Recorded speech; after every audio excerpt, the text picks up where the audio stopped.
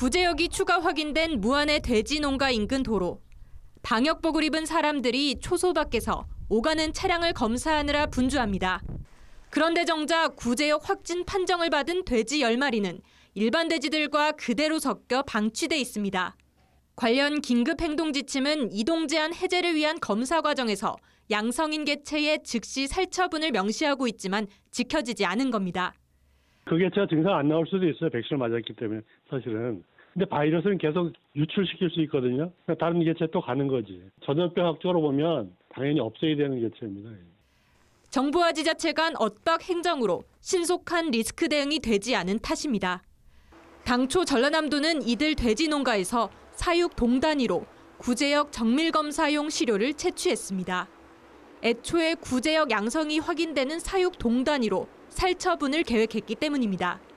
그런데 갑자기 농림축산식품부가 임상 증상이 있거나 간이 키트에서 양성으로 나타난 돼지만 부분 살처분할 것을 지자체에 통보했습니다.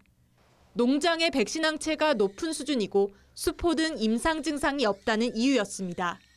일종의 실험적 상황인 거예요. 예전에 한번 그렇게 했던 경험이 있었는데 그때 효과가 좋지 않았었고. 돼지는 소와 달리 개체별 식별 번호가 없다 보니 검사 시 등에 페인트를 칠해 검사 개체를 표시했습니다. 그렇게 같은 표식을 한 돼지 380여 마리 중 실제 구제역에 감염된 10마리가 어느 개체인지 찾지 못하는 상황.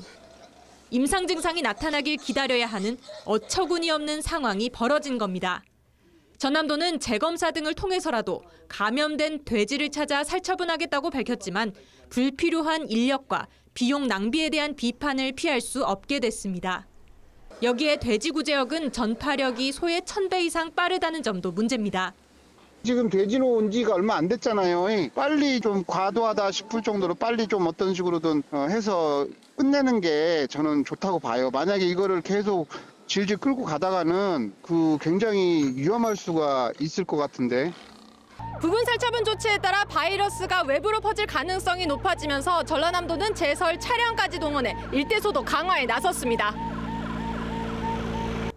무엇보다 중요한 방역 정책을 두고 나타난 엇박자에 구제역이 자칫 장기전으로 이어질 수 있다는 우려가 커지고 있습니다.